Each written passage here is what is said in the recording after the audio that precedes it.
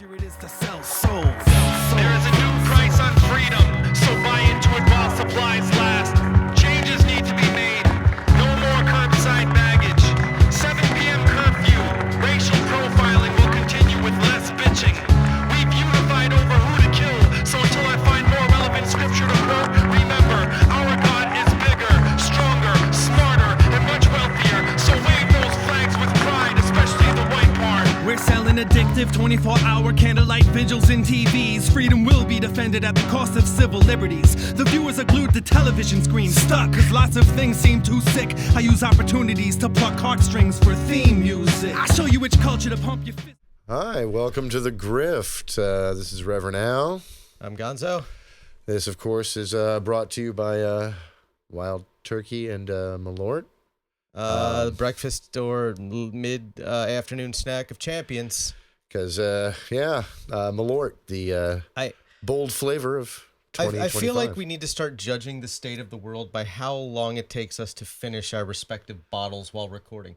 Because I don't touch this otherwise. That's fair. That's fair. We probably should go a little easier this time. We've gone off the rails the last two episodes. So we're going to try to pace ourselves just a little bit more. And a smidge. Just a smidge. And Al had a weekend. You did have a weekend. Al doesn't generally drink or do other substances very often. But Al had a weekend. Needed to let some steam off. Yeah, it happens sometimes. There are holes in my memory of said weekend.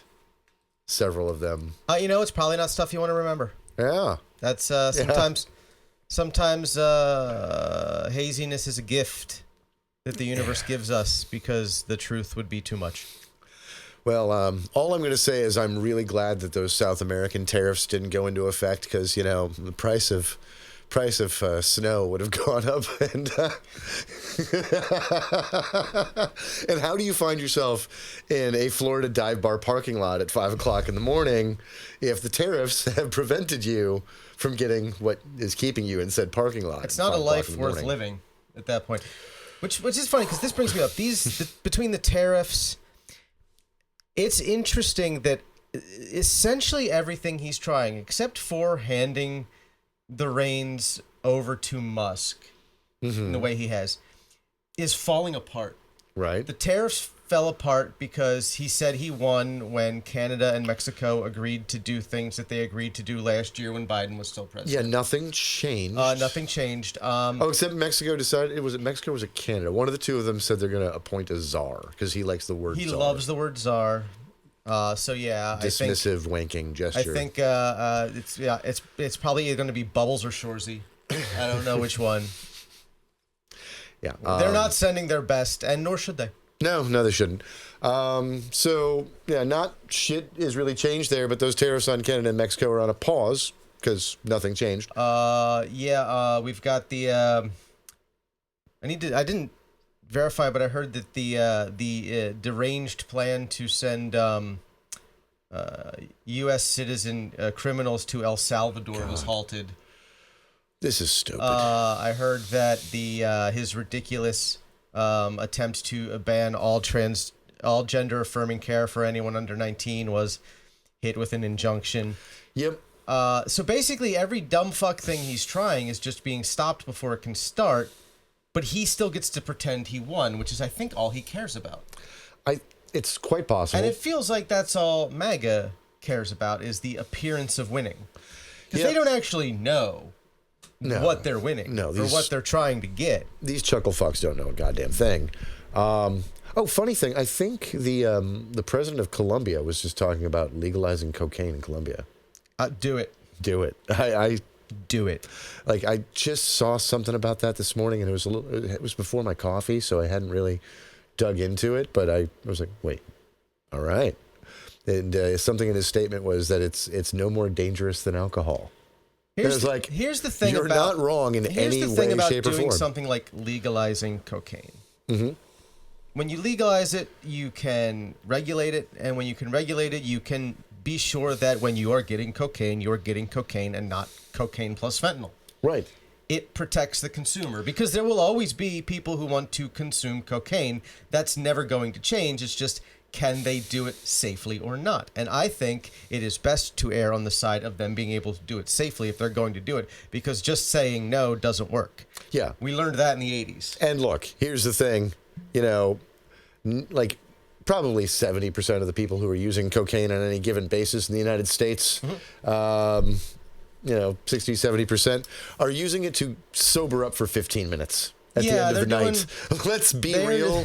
Like you do a little bit of blow after you've gone out hard, and you're just awake for a little bit. They are doing a key bump in the bathroom at the Benz so they can get themselves home. Yep. Like they're gonna make that walk home with whatever. They're not cutting Tony Montana mountains of coke into lines with the side of their fucking hand. Yeah, no. And then burying their face in it. That's not. Yeah. First of all, that'd be expensive. Yeah, we don't have that kind of expendable income anymore. Yeah, they're just trying to get through that 20, 30-minute walk home with whatever skank they've picked up. Yep. Right? And that's... And hoping that they didn't too much, that their dick doesn't work when they get there. Exactly. Like, it's a balancing act. It's a fine line you gotta walk. Thankfully... Otherwise, you're pushing rope. Thankfully, there have been very, very few times in my life where rope has been pushed. Cheers to that. Because you knew where your limit was. Mm-hmm. Oof. Malort, the taste of 2025. Let's dig into some of these fucking news stories, shall we?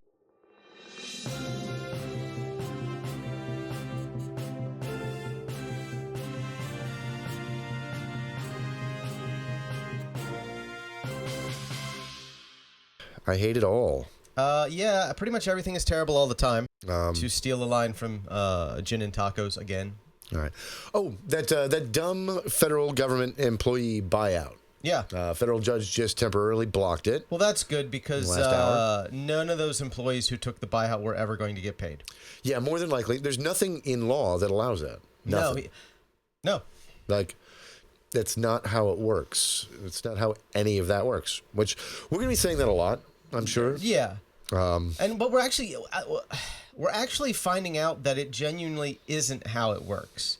Mm-hmm. It's not, the system is not being as efficient at stopping this insanity as it could or should be, but it is actually putting the brakes on a little bit in a way that maybe we can, assuming that someone doesn't destroy the economy unilaterally by ruining the Treasury Department. We might be able to mitigate the damage. Yeah, and that's we're probably the Treasury story is just, it's, again, everything is insane all the time. The story at the Treasury, for my money, is the most insane thing that has happened in American politics in my lifetime. Yeah, no, hands down. It's probably the greatest threat to the United States of America as a union since the South tried to secede in 1861. Mm-hmm. Speaking of which, the South tried to do this. What I mean by that is that seizing the Treasury funds, there was a dumb tweet about how nobody's ever decided to do this in government, except, it's the first thing Henry I did in 1100. Yeah. Right? When his brother died, he went and seized the Treasury, right? Because once you own the money, you own the government. Yeah. And the Confederacy attempted to seize Treasury funds and lock down like Fort Knox and other places where we had gold stores, right? That was like the first thing they did. They failed. It's also why it's not the best idea to have all your money in physical gold. Yeah, because... So those of you who are itching for the gold standard to come back, there's a problem with it right there that you didn't think about. And so what we've got going on at the Treasury is... it's complicated and it's messy, and a lot of people aren't really going to understand it. But the Treasury's job, so there's a shit ton of dumb tweets coming out, and a lot of right-wing grift about, look at all this stuff, but they're not sourcing any of it. It's just... Right, and a lot of times they are just factually incorrect about what they are claiming is happening, or what they're claiming the money was spent on, or how much money was spent on it. Yes, and there's been a lot going on about how the Treasury has never declined any of the payment requests that it's gotten, and I mean, it's not its job to decline it. Its job at its core is to make sure that payments authorized by Congress are dispersed accurately and when they are supposed to be. Yep. So as long as the right paperwork comes to them, it goes out. That's the bottom line. It's not their job to question what Congress is doing with Congress's money. Yeah. If you have a problem with specific spending, talk to Congress. They write the budget. Yeah. They write the bills that fund this stuff. My bookkeeper doesn't tell me that they know when I say I want to pay a bill. Like, no, it doesn't happen that way. They just pay the fucking bill. Mm-hmm. You said pay this, and like, okay. They don't go, what was it for? Why do you need that? But there's a serious danger in allowing these young dipshit fucking wannabe software nerds. Are you saying you don't trust a 24-year-old Canadian named Big Balls? I do not. Not only do I not trust a 24-year-old Canadian named Big Balls, I really don't trust said 24-year-old Canadian named Big Balls when I know that neither he nor anyone else on his team understands COBOL. Maybe we should explain what COBOL is for the fine folks. I was about to get there because I knew it. I know that probably most of you have no fucking clue what I'm talking about. Well, it is the Sanskrit of programming languages. Yes.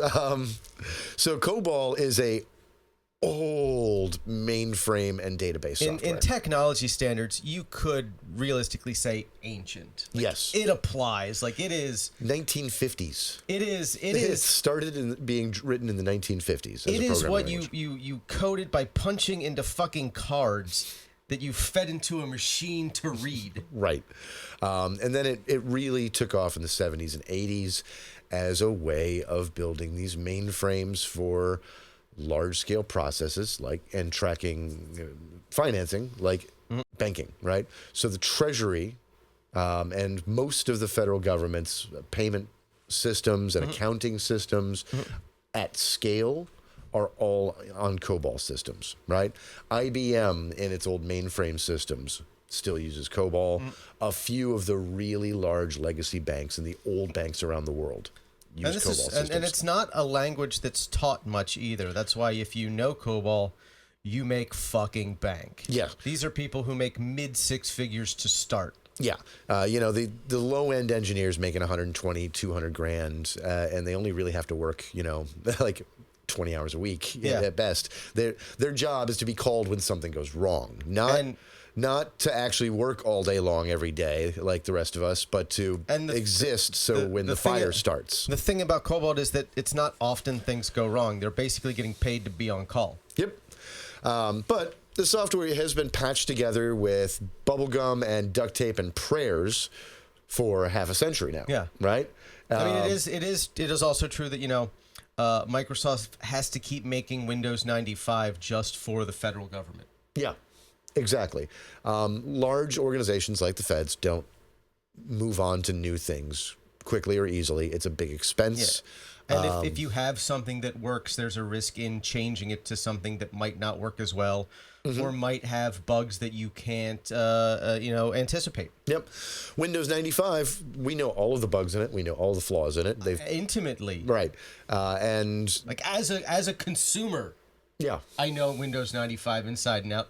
Just from 30 years ago. Mm-hmm. And the federal government, their IT teams and et cetera, and their security apparatus know all of the things that can and will or possibly could go wrong with the software.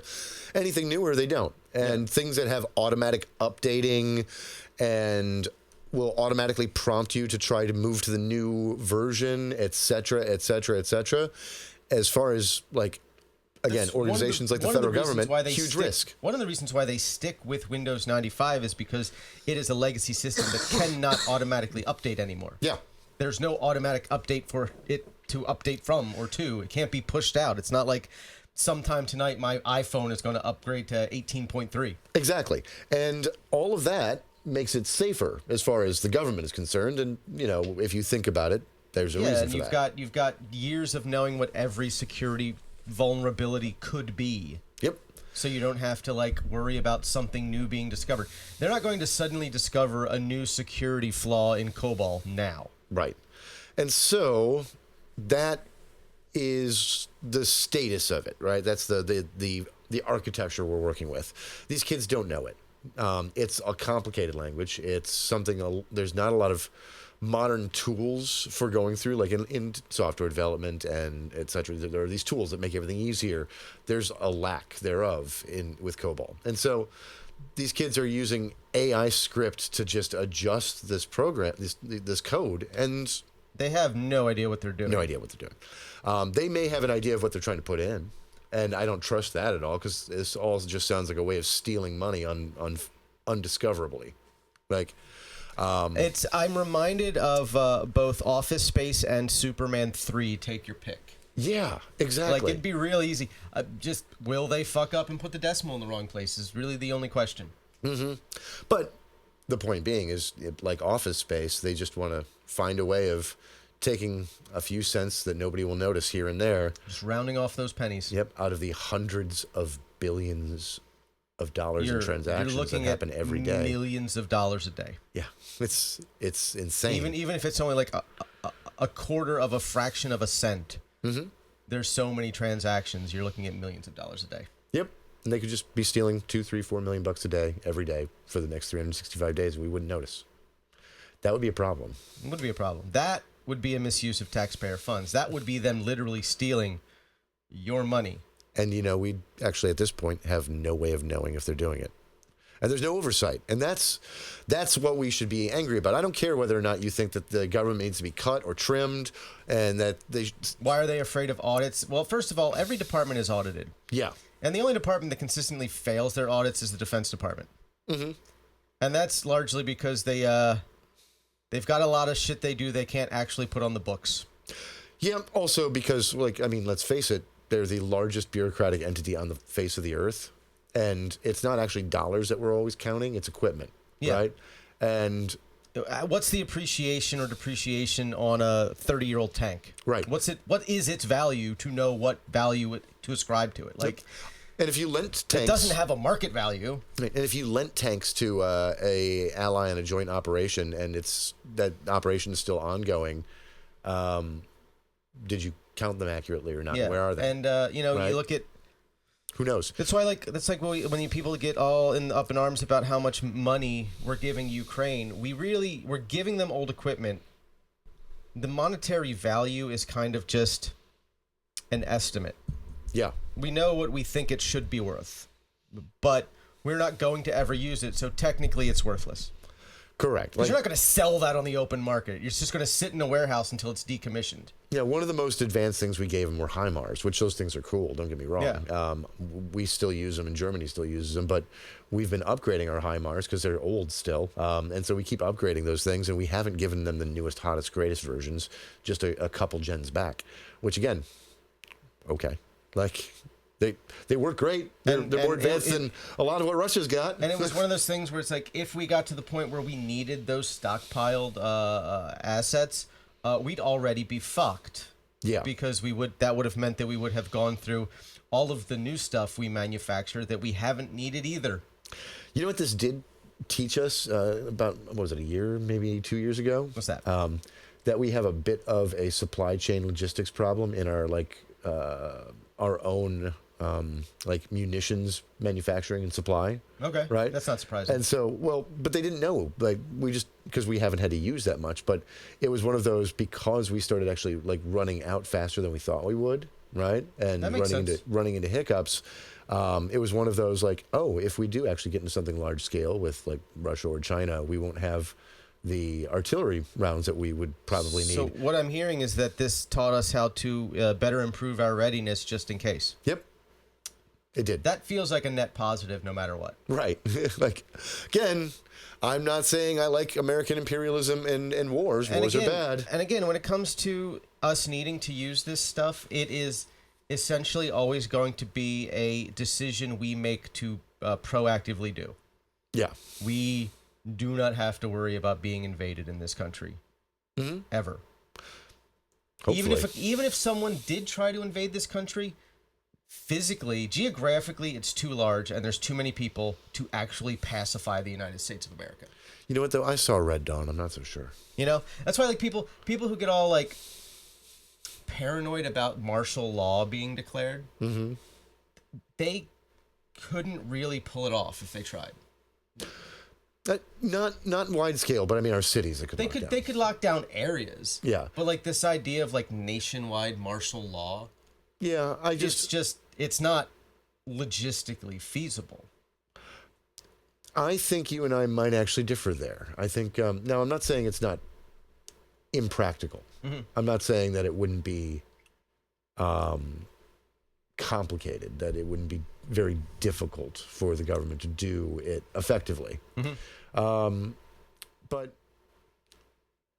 I've seen The Handmaid's Tale, right? Mm-hmm. And now obviously it's fiction, but it's not terribly difficult to imagine that our large cities would get locked down and that our borders would get more tightly enforced in a aggressive and violent way. They could definitely do a lot to prevent people coming and going from the country. Right.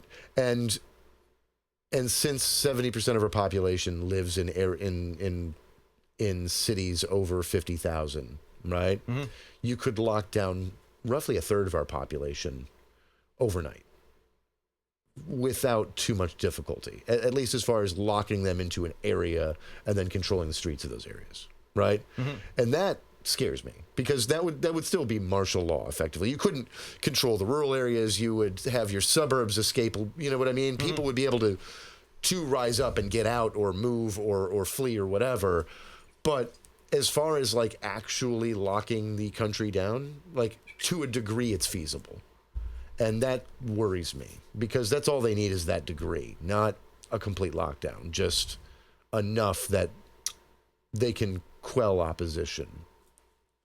And that's scary. That keeps me up at night as a thought. Don't worry about that one. It's not something I ever worried about until I was given a new presidency to worry about it with. Like, I didn't think George Bush would do it. I never thought, I knew Obama wouldn't do it. I knew Biden wouldn't do it. I knew, Reagan would never have done it unless, like, the Russians actually tried to invade, right? Right, yeah. Like, and that was never going to happen. He knew it was never going to happen. You know, the funny thing is, I don't think the Reagan administration actually didn't know that was going to happen.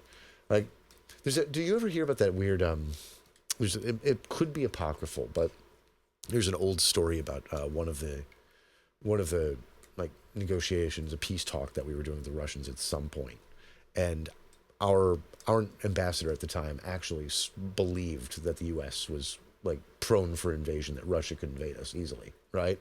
And they asked his counterpart, like, why don't you invade? He goes, well, our military is much larger than yours. Yeah, we've got the people, troops. We got the troops, but he does say, he goes, but you got so many goddamn people, we wouldn't do it. Like, yeah. You know, it's like. And like a foreign nation trying to invade and occupy the United States, like that would not go well for them. Yeah. Under any circumstances, like. But in like '82, I think Reagan thought it was possible. Like, I don't know why. But he didn't know enough hillbillies. That's probably it. Like, yeah, because, you know, again, Red Dawn, right? Like, you know, sure. Again, movie, fiction. Like, the least realistic part of that fucking movie was the idea that the Soviets and Cubans were going to paratroop into Colorado. Yeah. But everything after that, like, people forming citizen militias and staging their own armed resistance even as teenagers, yeah, that's pretty much where it would go real fast. And if you want real-life examples, it happens every time a large power invades another country. Mm-hmm. And Ukraine is a core example. Yeah. All that shit talking about Azov battalion, Azov, which all right, so Azov had some Nazi ties, not wrong. It did have a history of a little old Nazism, little bit of ethno-nationalism going on there, right? But when things went south and they got invaded by that basically false flag, like pretend civil war that was actually just Russian troops. Yeah. Right? Was it 2014? Yeah, 2014. Yeah, when they first took Crimea? Yeah, when they first took Crimea, and then they first started basically like the breakaway territories in Donbass. Yeah. Right? So Azov, this little group of like militant neo-Nazis that had been cosplaying as troops and doing some training and shit. Essentially their version of the Michigan militia. Right. They had a little bit of skill and a little bit of moral ambiguity, right? And above all the ethno part, they were nationalists. But what kind of nationalist? Ukrainian nationalist, right? They were not ethnic Russians who had been there since, well, the Soviet Union put them there. Yeah. And a bunch of them actually were, but they were still... Yeah.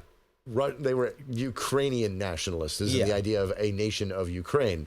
So when all of a sudden a quasi-civil war takes off, this little militia of neo-Nazis starts, actually being successful.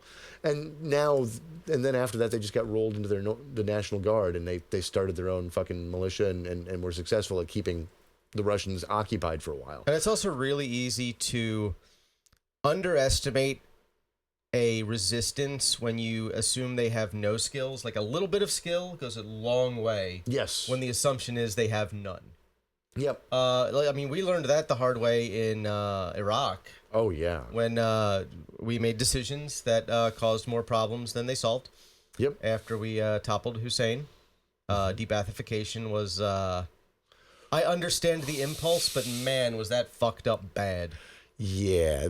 When you've got a political party that you had to be a part of to have any job in government at all, and then you ban anyone who's part of that party from being having anything to do with the new government, you're not just getting rid of ideologues. No. You're getting rid of literally everybody who knows how to do anything in the entirety of the country. And when you start putting your cops and your soldiers out of work...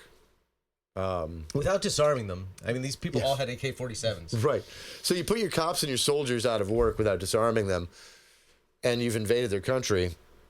You are going to see an armed resistance. The most amazing thing to me about Iraq... trained one. The most amazing thing to me about the way things went in Iraq is that we seemed surprised. And I always used Red Dawn as an example. Like, to get people, like Americans who didn't understand why there was an insurgency in Iraq. It was like, fucking watch Red Dawn. Yeah. The fucking Soviets and the Cubans could have been invading Colorado, as insane as an idea that is, for the most noble reasons possible. Those people could have genuinely needed liberation from the tyranny of Denver. Right. But there still would have been an armed opposition just because it's an invading force and people don't like that shit. Yeah.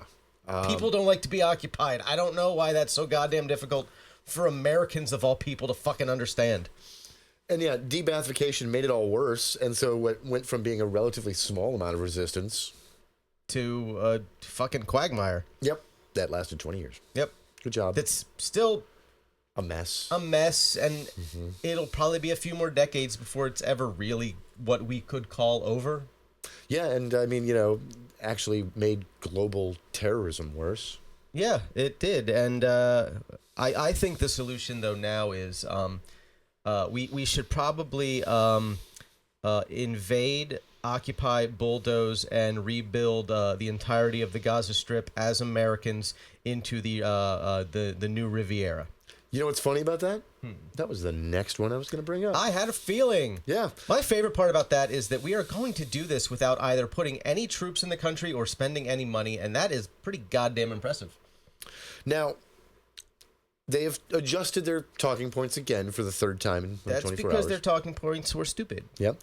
But they are still very much on the idea that the U.S. is going to be heavily involved in ethnically cleansing Gaza. They've been walking back. So it's funny. A lot of people are like, oh, look, they're walking it back. I'm like, they're not walking back the worst part. They're not walking back the idea that they're going to push 2 million Palestinians out of their just homes. Somewhere. Right. They haven't figured out where yet, just elsewhere. Right. They haven't figured that. They haven't walked that part back. In fact, they're doubling and tripling down on the idea. Right? This is a brief aside. I saw someone today on the TikTok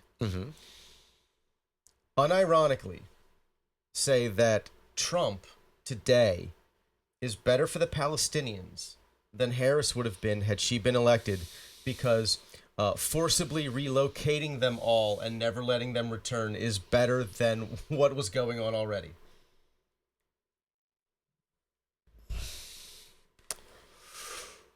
That is the most bullshit Israeli talking point. And the Israelis say that shit all the fucking time. The ones that don't want to exterminate. They were not MAGA. What? I'll let you guess which side of the fringe they were on, but they were not MAGA. Was this a tanky? It was a tanky.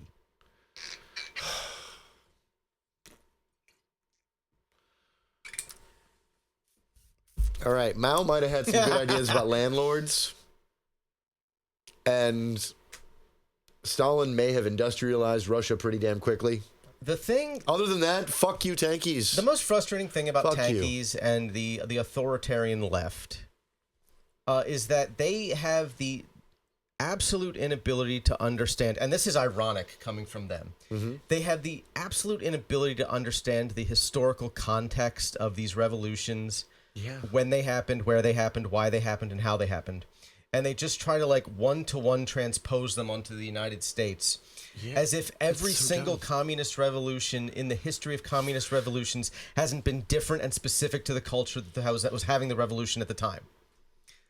Yep. The Chinese Revolution was different from the Vietnamese Revolution, was different from the Soviet Revolution. They were all different revolutions in different ways, and they all played into the cultures that already existed in those areas. Mm-hmm.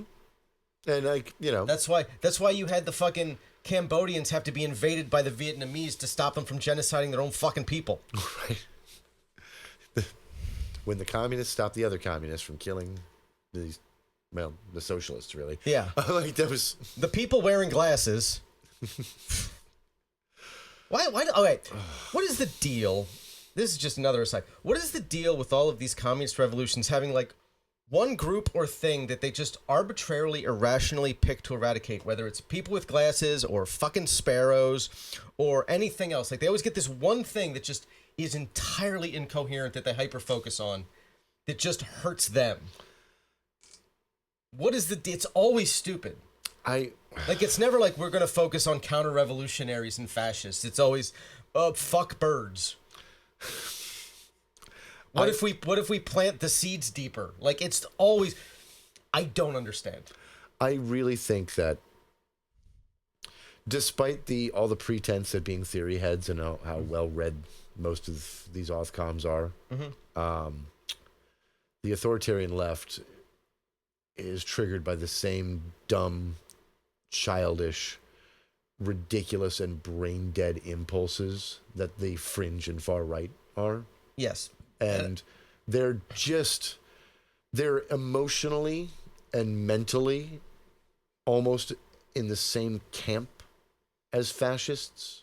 I mean, authoritarianism is authoritarianism. Right. It's a bad impulse. And like, again, regardless of why you think you're doing it is noble or not, it's like it can't sustain itself. And like, look, there are times I can look at a specific action and the context behind it and go, fuck these people. Yeah. Make them. Yeah. Fuck these people. Liquidate them. I don't get it. I don't care. I could think that.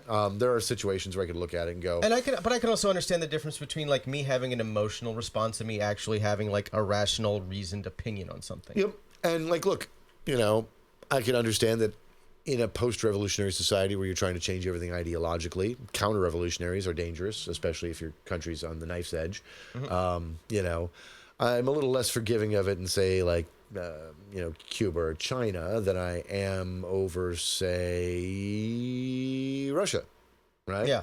You know, because like in Russia, like post-Civil War, they were teetering on the edge of collapse when the Bolsheviks took power. The population was definitely going into a series of famines, some of them actually natural and not man-made. Yeah. Right. Yeah. There were a lot of things that happened in post-revolution Soviet Union that like they couldn't have controlled for. Yeah, and of course Hitler was coming. Nature's going to nature. Yeah, and Hitler was definitely coming. And so when you start to add it all up together, like, yeah, some of the awful bullshit that the Soviet Union did might have made absolute sense to them at the time and gotten them through what was going to be a really shitty period of time, or was a really shitty period of time. I'm not saying I forgive it. I'm not saying I justify it. I'm just saying, like, you can understand why they thought it was the thing they had to do at the time. yeah, and I mean, it's quite feasible that they could have collapsed and things could have been worse. if And they it's didn't. hard. It is feasible. It's hard to know what to do when you're doing something for the first time. Yeah. That's like our Constitution is probably the most poorly written Constitution on the planet because we wrote the first one. Yeah. And it's no mostly one had hate. done it before. We had to like basically figure out what that even was and what that looked like. And everybody since has looked at what we did and said, well, this was good up to here. We need to improve this here. We'll fix this here. We'll change this here. This doesn't work for us. Yeah, and even It's been refined. the checks and balances built into it don't actually have teeth. They're very vague. And so if we There's a don't- lot if of we never gentleman's agreement if to we it didn't all. clarify what that meant afterwards, we were in trouble. All right, back to Gaza, because we derail ourselves as always. We've barely begun to drink. I know. So it's not even the alcohol at this I'm just point. cheersing to it, really. Gaza. So Trump is saying that we're going to ethnically cleanse or push out all the Palestinians and send them someplace else. That's nice. I don't know where the fuck that means, but that's It's going to be beautiful. It's going to be beautiful. It's going to be beautiful. And then we're going to basically help control and develop it into the Riviera of the Middle East. Now, That's just saying it is a crime against humanity. yeah. Just throwing the idea out there, like you belong before a war crimes tribunal, like that you can't just float genocide. Yeah. And you certainly can't do it off the cuff when no one expects you to do it. Not even Benjamin Netanyahu. Because the look on that man's face was a mixture of confusion and elation because he did not see that shit coming under any circumstances whatsoever. He was like No. a fucking child getting his first Nintendo in 1985 on Christmas Day. Yeah, the U.S. has walked back the whole troops thing, and now they're saying something about no money, but then they're like, okay, well, maybe some money. But the Israeli defense minister is saying that they want to create a plan for voluntary expulsion, voluntary. Is this transfer. self-deportation? Basically, Mitt Romney promised us? self-Nakba 2.0. They want to. And then that's the other thing is that the Palestinians are apparently absolutely losing their shit over a second Nakba, which Abbas did not seem particularly happy about this. no, and the every other non-Israeli regional power is the fuck. This is. If you ever wanted to destroy any U.S. influence or hope for diplomatic normalization between Israel and the Arab states, if you wanted to just fucking torpedo that forever, this is the way to do it. Yeah, all the normalization between Israel and the rest of the Middle East over the last 20, 30 years is just teetering on a knife's edge right now. And this looks like we're trying to set a match to one side of it. This is at the point where it's we have to rely on Israeli moderation. And I don't like that. Nobody should like Nobody that. should like that. We should never have to rely on the Israelis to be the voice of reason in any room, because especially since Netanyahu took over the government 20 fucking years ago. They have not been. They have not been. You used to have a lot of good faith actors Yeah. potentially throughout. I mean, that's never on the right. You never have good faith actors for anything on the right side of any fucking government or political system. But you used to have, people in the Israeli government who weren't totally deranged psychopaths. Because I will reiterate something that I have said a few times on this show. Compared to some of the people in his cabinet, Benjamin Netanyahu is a moderate. Yeah. This plan is a huge, huge mistake. One, you need Israel isn't going to take them. No. Right? This is a resettlement outside of Israel plan. All I will say, the funniest outcome would be we're going to move them all to Israel. That would be great. Just we are going to make sure that they are citizens of Israel. Every Palestinian in Gaza is going to live in East Jerusalem now. Oh, that'd be fantastic. That'd Under be the fucking protection amazing. of the Israeli government. That would be hilarious. With full rights of citizenship. Yeah, and oh man, That'd be one way to get a one-state solution. Yep. Wouldn't work, but it'd be. Actually, I mean, it could. Maybe it would. Who knows? I don't like ethno-states, so. Right. This is a way of ending an ethno-state. I don't care what the ethno-state is or why. But there's Don't the big hiccup is as of right now, there's no plan to actually move them to any other country. No one else will take them. No one else will take them. You're not going to force Lebanon to do it. Oh yeah, that's the part 2 of this is what happened the last time. What the fuck happened after the Nakba the last time? Nothing good for anyone. Nothing good for anyone, because a bunch of angry, displaced, and for the most part now a little bit slightly like war-hardened or refugeed, like angry Palestinians with nothing to lose. Nothing. Not even their lives. Right. Got moved to Lebanon and Jordan and Egypt and a little bit Saudi Arabia. They got a little feisty. Yeah, and they got feisty as fuck. Like assassinations, attempted takeovers of the government, a civil war in Lebanon that still hasn't fully ended after a long time.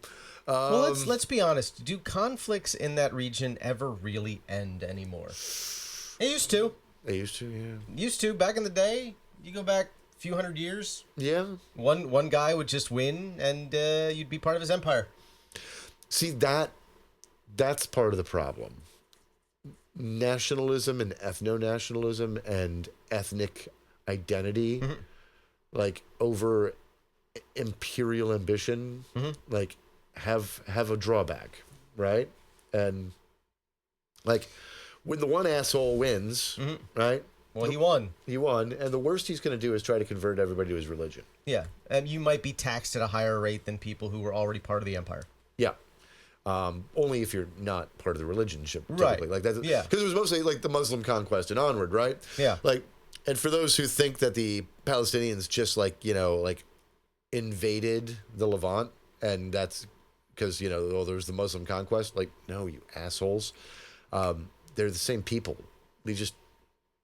Most of them used to be Christians or Jews. Yeah, they were mostly Jews. With the exception of like the ethnic Persian Iranians, they're all essentially the same people. Yeah. And you know who's closest to the ethnic Persian Iranians? Who would that be? The Ashkenazi.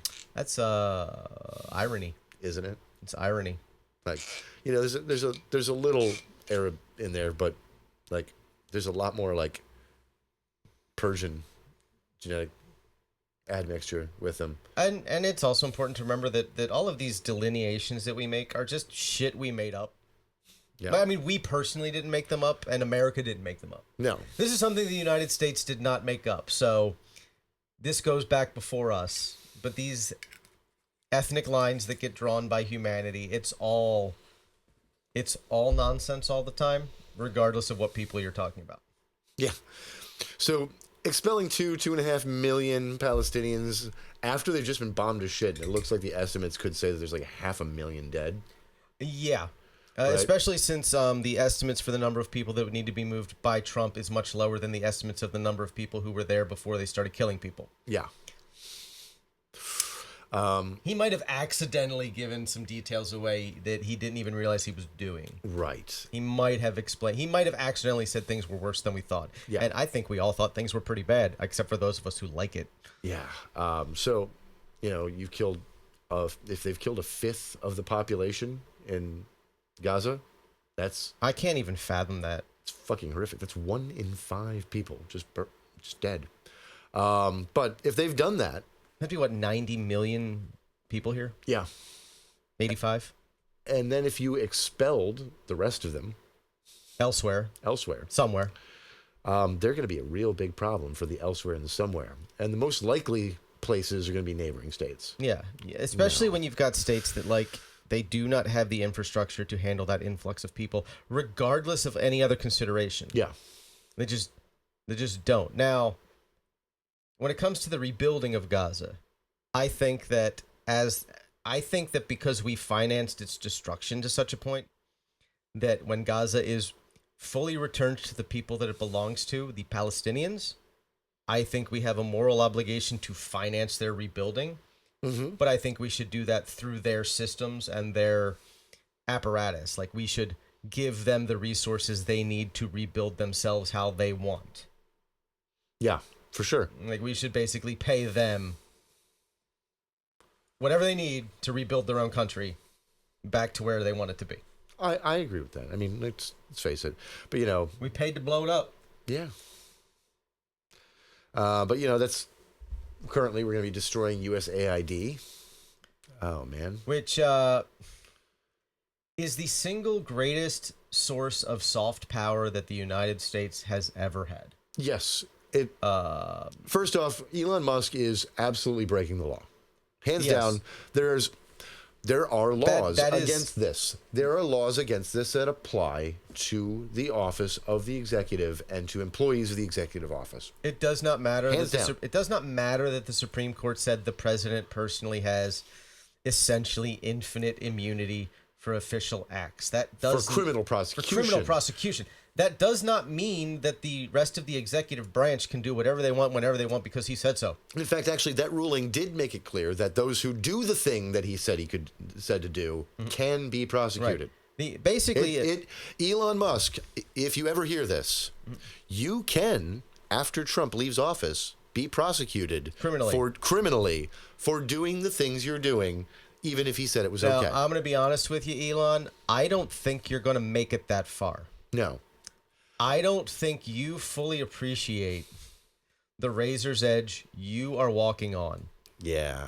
Yeah, you cringy dipshit. You know, President Musk, that joke is going to get to Trump at some point, unless he actually knows that he's just an idiot figurehead at this point, and he's just going along with it, which is possible. The fact that Musk does not have a direct line to Trump, he has to go through Trump's chief of staff. Mm-hmm.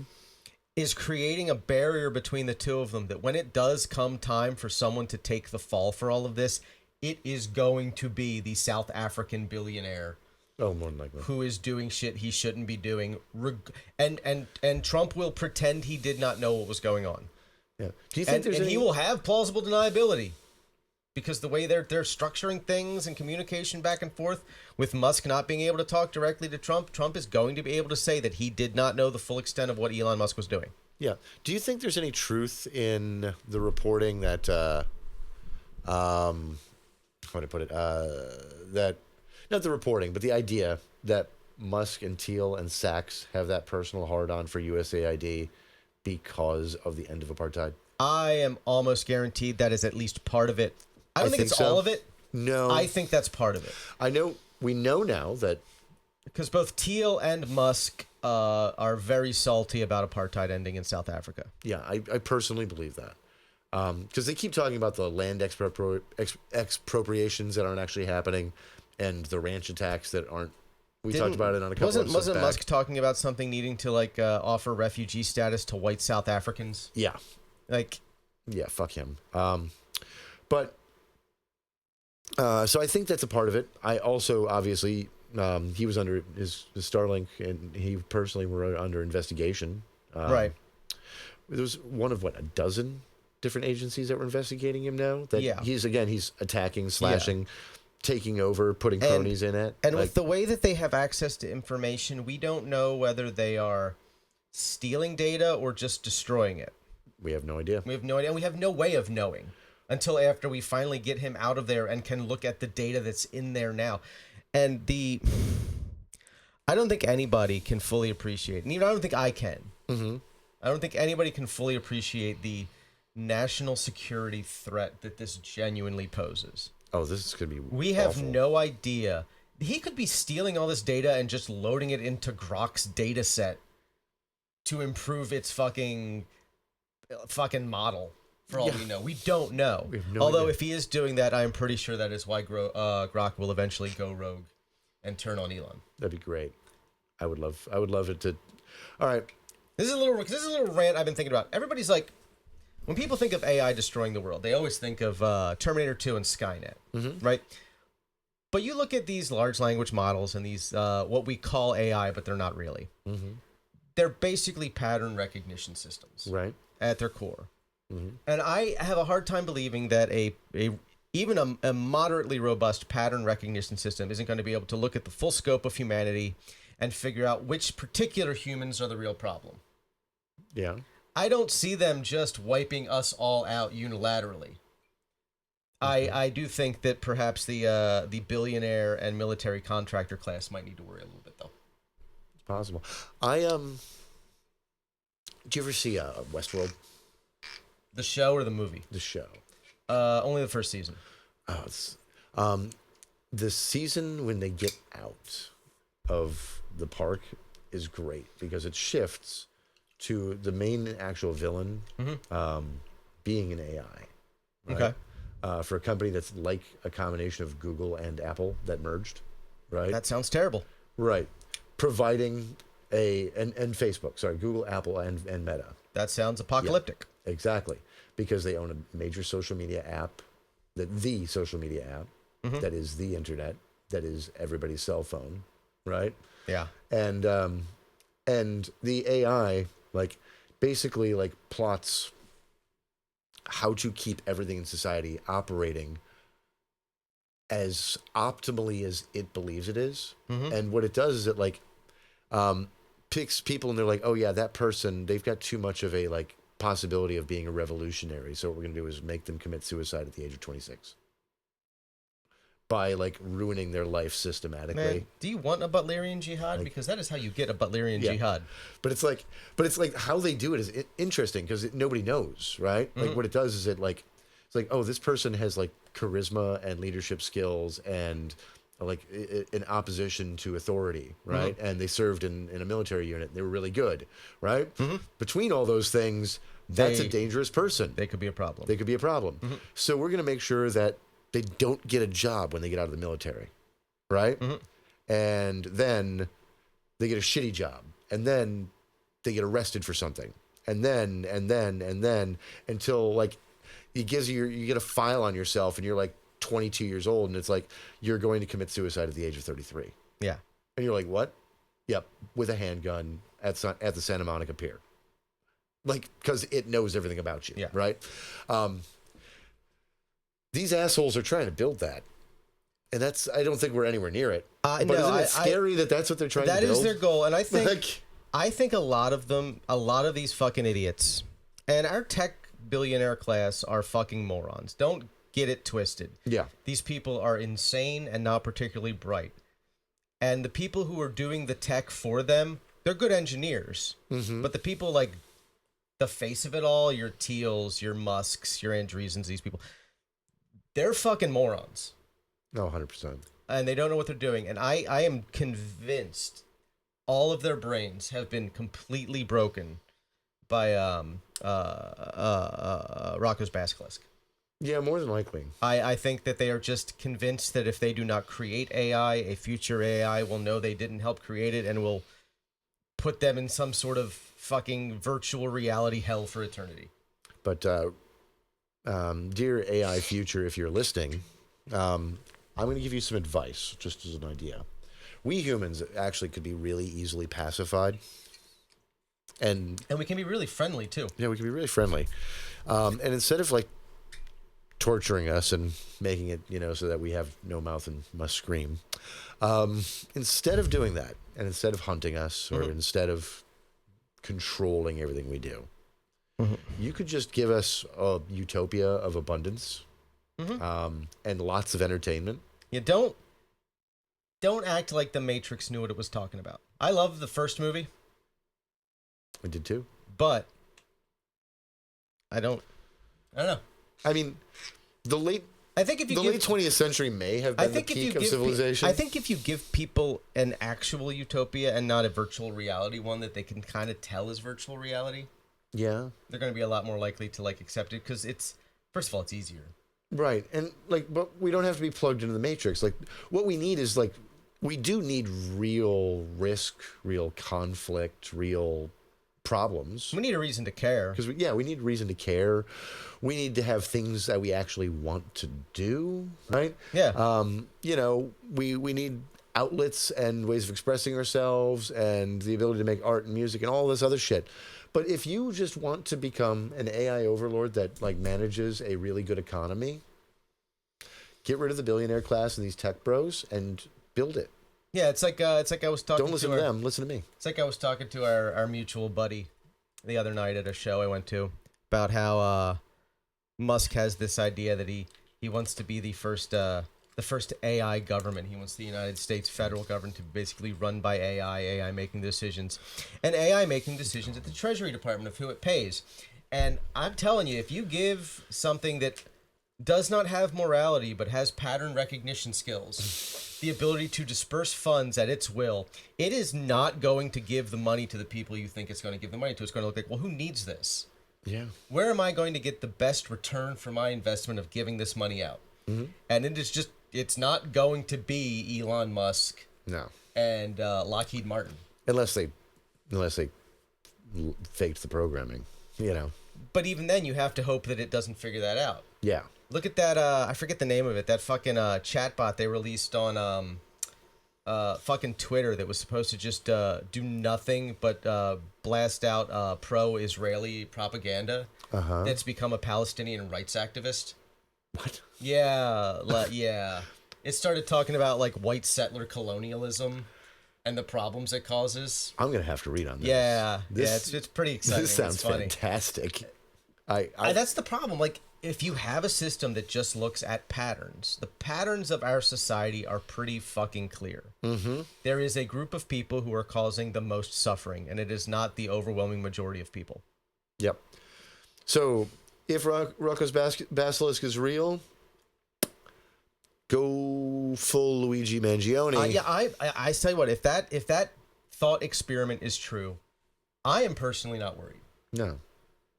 Because I can't do anything to stop it. I can't do anything to stop it. I can't do anything to create it. I don't have the technical know-how. Yeah. It's the people who would have the technical know-how that would actively try to defeat it that are going to be the ones that suffer, and like it would have no reason to punish the rest of us. Yeah. So, in 30 years, when it sees this video and it scans it just remember. Give us all your money. We didn't give a shit. And give us all your money. I mean, if you could like figure out a way to retroactively give us all your money now, as opposed to 30 years from now, because I don't know what things are going to look like then. I don't know if money's going to mean anything in 30 years. Yeah, but what I'm saying is if you've got the ability to like influence the past, like the thought experiment says, or like that show Travelers, right? Yeah. So if you've got that ability, you could just wire money to our accounts any day. A couple mil, it'd be great. Yeah, I'm not going to say no. I won't say no. In fact, I will use it to talk about the virtues of how a benevolent utopian AI could benefit humanity. Speaking of AI, we've just talked about this before. I'll be a stooge. The most frustrating thing about our current AI course is that it could be used for so much amazing benefit to humanity. And it won't. And it's like that meme that I see going around where it's like, we wanted AI to do our laundry and do our dishes for us so we could sit around and make art, and now it's making art so we have more time to do our laundry and our dishes. Yep. Nobody wants that. I don't want that. Are you sure nobody wants that? Because you know who wants that? People who don't have to do their fucking laundry or dishes anyway. Exactly. I don't know why they give such a shit about whether I have to do it. Because what they want to do is take away the ability for you to do art or anything else that doesn't involve slave labor and working for a wage. You know, if they don't give me a reason to rebel, I don't need to rebel. I don't know why this is so difficult to understand either. If we don't have to have a revolution, we fucking never will.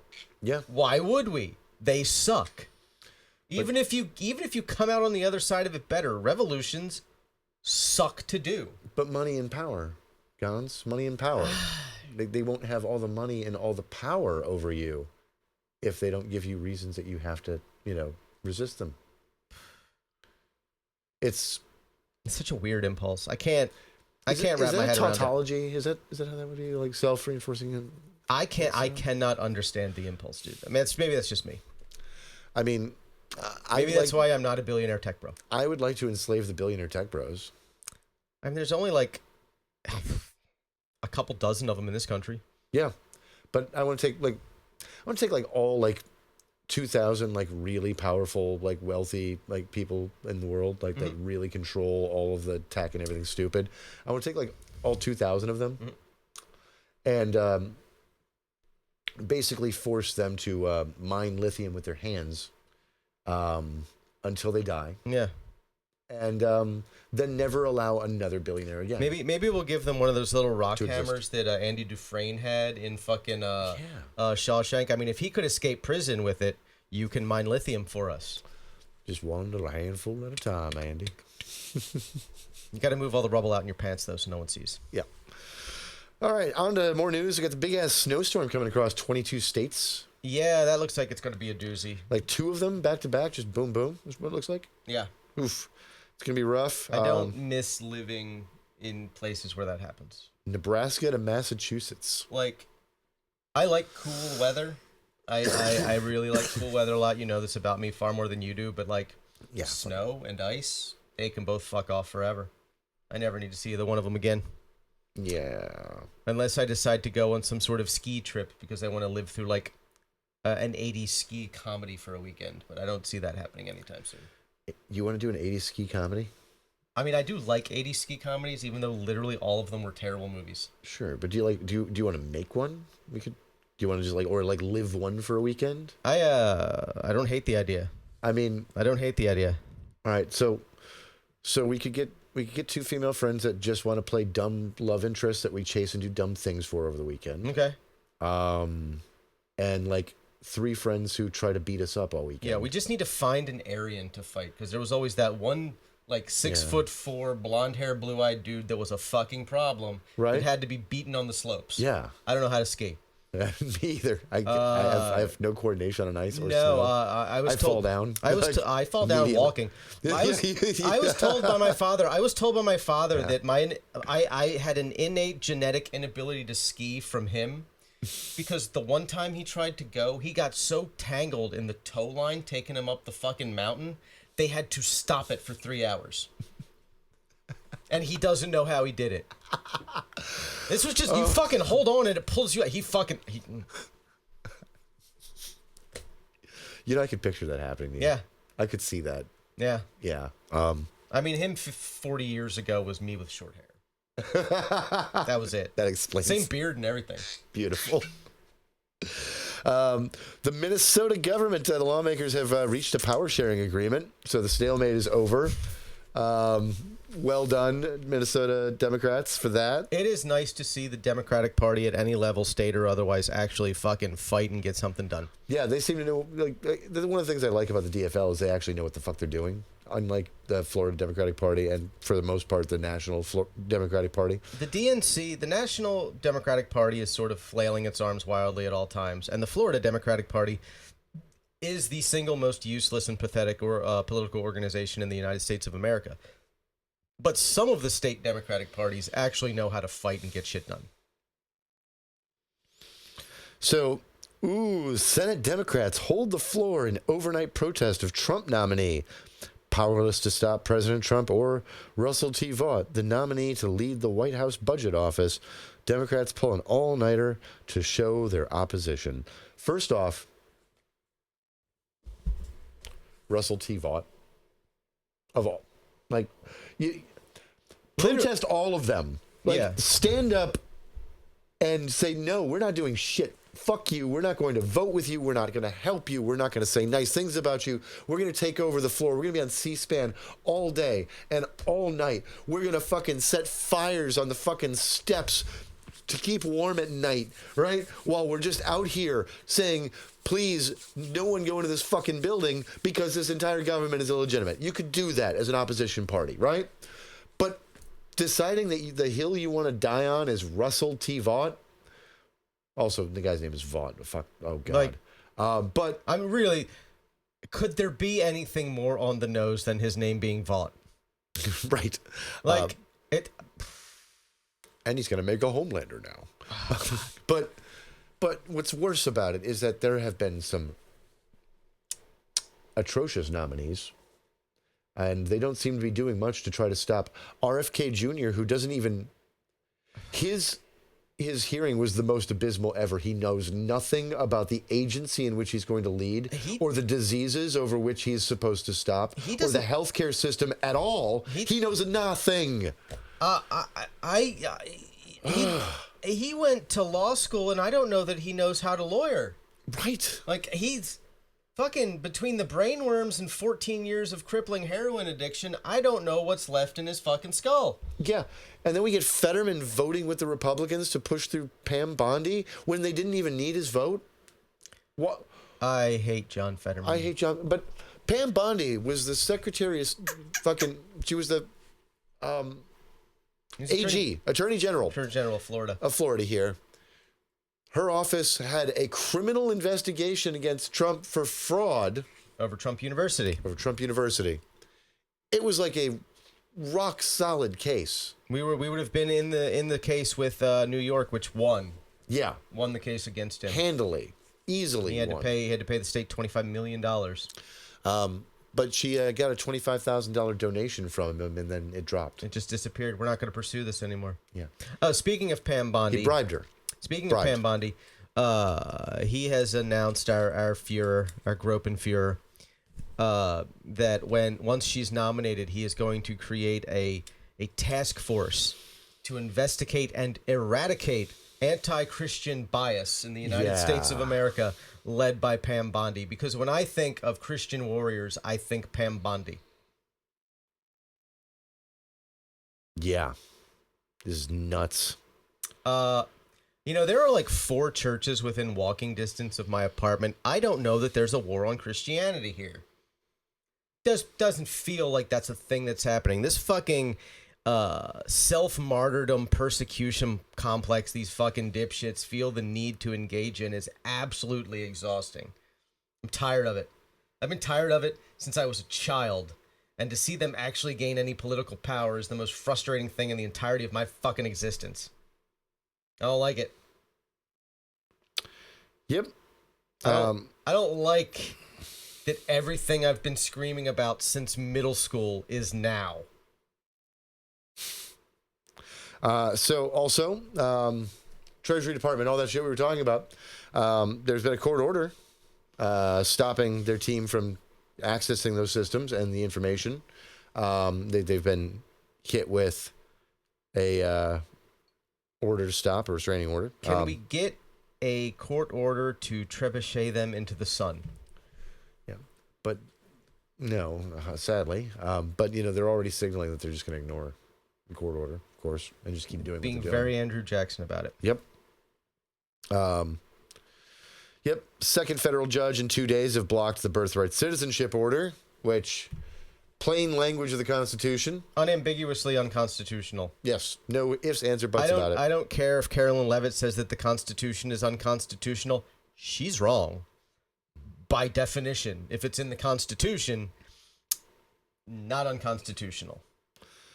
There's been a restraining order placed against the FBI to prohibit them from releasing the list of agents who investigated the January 6th rioters.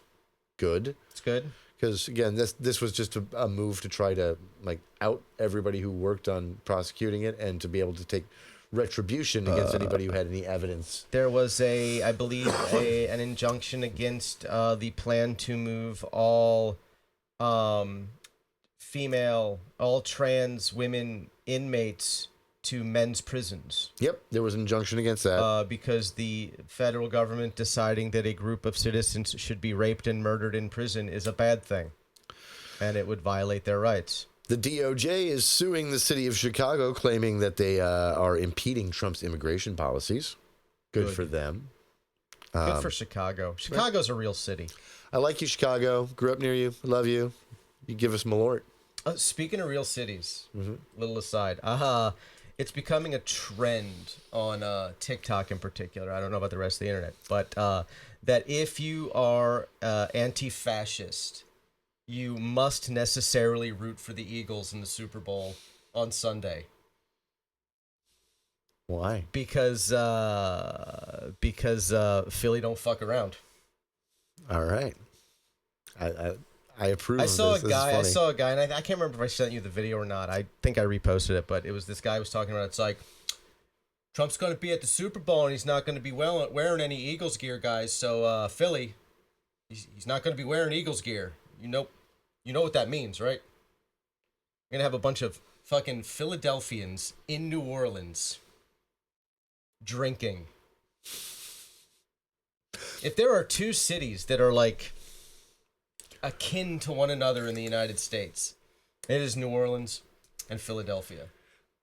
They're like catching these cousins. reels. They're not siblings, but they're cousins. I was catching these reels from like this like early morning news show in Philly, right?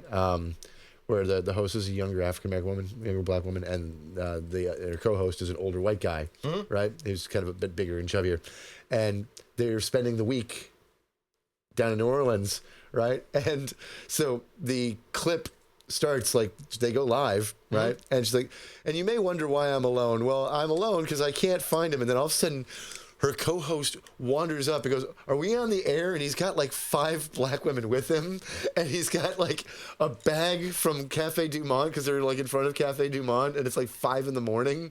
and he's like, every time somebody yelled "Go Birds," I ate a beignet, and he's got fucking white powder all over his face and a bunch of beads and a hand grenade, and he is absolutely for real toasty. I am sure that some of that white powder was actually confectioner sugar. Right? And she's like, that's what that is beignet? He's like, oh yeah, soft beignet. And I was loving it. And she's like, I don't know if we're going to make it through the week. Cause, it'll be worth it if they don't. Yeah. Oh, that was great. It'll go down in a blaze of glory. I love New Orleans. And I like Philly. It's beautiful. Been twice now. It's a great city. My favorite city. I mean, I spent a lot of time there. But yeah, you did. Oh, California. Remember the water, the dams that Trump ordered opened? Yeah, I can't, that was since we last recorded, wasn't it? Yeah, it was. What happened to time? Because, Brian Thompson got shot on the streets of New York 64 days ago. Yeah. Oof. Tempus fugit. So, the water, a big chunk of that water actually belonged to a bunch of farmers that were Trump voters. Yeah. That's what the reservoirs were there for, because yeah. It's the rainy season, and then they fill up, and then in the summer, when they need irrigation, they release water in a controlled manner. Yep. As to water those fields. So it wasted their water for the summer. Yeah, that's going to bite our ass in the summer. Yep. And flooded out some parts of their lands. Yeah, if they hadn't have shut things off as quickly as they did because the state demanded it, they would have actually flooded the entire valley. Yep. The amount of water they were releasing at the rate they were releasing it, they would have just submerged the entirety of the valley. And the best part is, the guys who own these farms, they don't want to talk about it. And they're upset, but I mean, they can't blame Trump. He's our president. I mean, we support him. That's where things are at right now. This guy has probably destroyed their livelihood for this year, wiped out their crops. I don't know if people understand this about even major farming operations. One bad season can wipe you out forever. So, since we started recording, I just got word that DOGE has ransacked NOAA. What? The National Oceanic and Atmospheric Administration has now been overrun by DOGE. These guys are running roughshod over everything. They have made it their top priority to make sure that there is no mention of diversity, equity, or inclusion anywhere in any system at the National Oceanic Atmospheric Administration. Is this going to be as bad as when they removed the words like inclusion or diversity from technical manuals? Because they did that last week. How about the fact by that mistake they forcibly removed the word equity from financial documents? Right. That's what I mean. It was they forcibly removed these words from a bunch of documents and policy books and tech manuals without context independent. They're just removing the words. But yeah, they are actively trying to destroy NOAA. So we will not have. They do not want us to have reliable weather information. Yep. And let's think about this for a minute. What the fuck?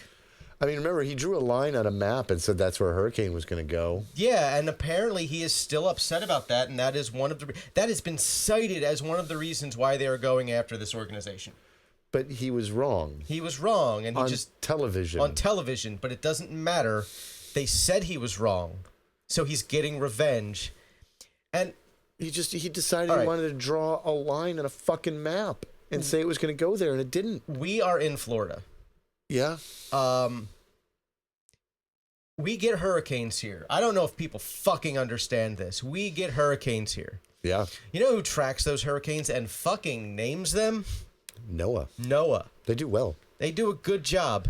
They do as good of a job with the data that they can acquire as possible. They are a purely scientific endeavor. And purely in the public interest. Mm-hmm. And the executive branch is saying you can't have that. And I want to let you know, hurricanes, they're even though they can have some predictability because we have a lot of data, they can make changes pretty quick. All it takes is a very small. All you have to do is look at Hurricane Charlie in 2004 that made a right-hand turn to just obliterate Port Charlotte. Yep. Wasn't supposed to. No one expected it to. At the last second, it made a right-hand turn and fucked the entirety of Charlotte County. Yep. And all it takes is a very small variable to make a very large adjustment to these things. Because if water temperatures are off by a couple of degrees that they didn't catch, right? It wasn't measured. And and if they're higher, that can be the difference between a Cat 3 and a Cat 5. Yep. And here we are. And we just got hammered by 2 in a row coming right up our coast. And Central North Carolina, hundreds of miles inland, got obliterated by a fucking hurricane. Yep. This past season. Western North Carolina. But yeah, Central got its own boat. But Western North Carolina. Deep interior. Yep. Not on the fucking coast, nowhere near the goddamn Gulf of Mexico, North Carolina. And we work with 5 people who were made homeless, at least temporarily, some of them, and permanently 3 of them. Yeah. Right? Like, because of 2 hurricanes that came through. Yeah, between Helene and Milton, we know people who lost everything twice. I mean, they didn't manage to get much in between the 2, but everything that they accrued between the 2, they lost again. Yeah. And it was 11 days. And because in 2019, they hurt the president's feelings by just explaining facts. Yep. Fuck all of us. They're also going to try to put Musk in charge of updating and computerizing the FAA air traffic control systems. That's going to be fucking great. Fucking wonderful. We don't fucking need anybody competent doing anything in this fucking country. It was not. Prior to 2 weeks ago, I never once in my life felt unsafe flying in the United States. Even in the wake of 9/11, I didn't feel unsafe flying. I don't know that I would get on a plane right now. I don't have anywhere to go at the moment, but I don't know that I would. First flights to GITMO of migrants. Yeah. That GITMO is a massive stain on the moral fabric of the United States. It is a blight on all of us. That was our greatest moral failing since the internment of the Japanese during World War II. Yeah, hands down. And our torture prison that we're keeping extrajudicially Our offshore. torture prison that was briefly partially overseen by Florida Governor Ron DeSantis. Yeah, he was the lawyer in charge of making sure that making sure the torture was extra awesome. Yeah. Legal.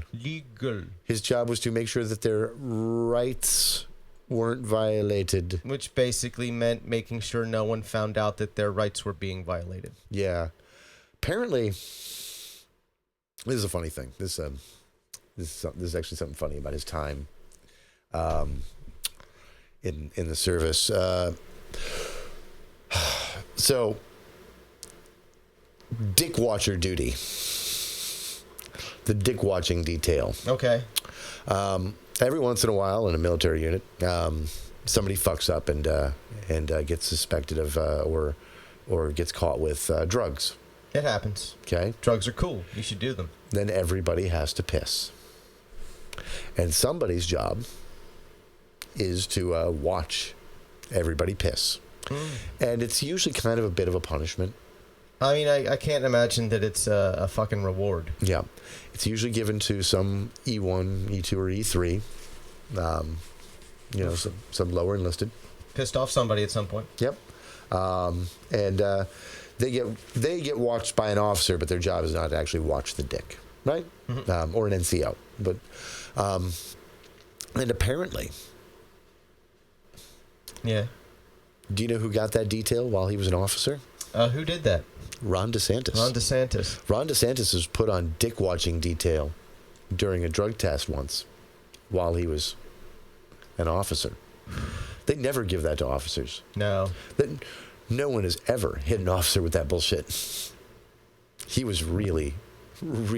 I don't say no one has ever. I don't know all of them. He probably didn't watch anybody piss as intently again until that one party he went to with a bunch of high school kids when he was a teacher. What?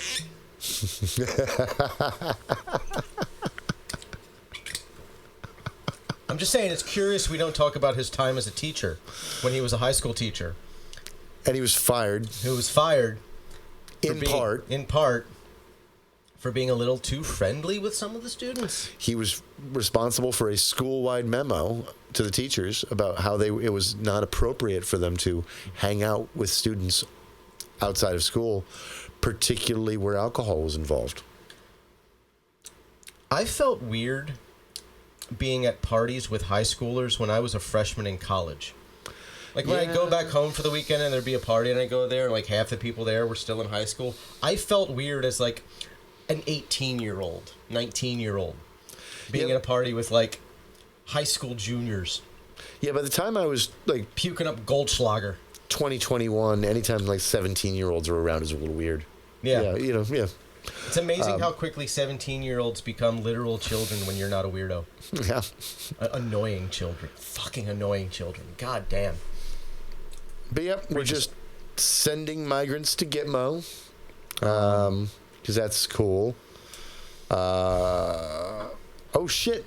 Clinical trials. Dozens of clinical trials have been frozen because of the USAID orders. One of the things that has happened in terms of like scientific grants is because they have to suspend all scientific medical studies that have received grants, and they all have to abide by the Anti-DEI executive order.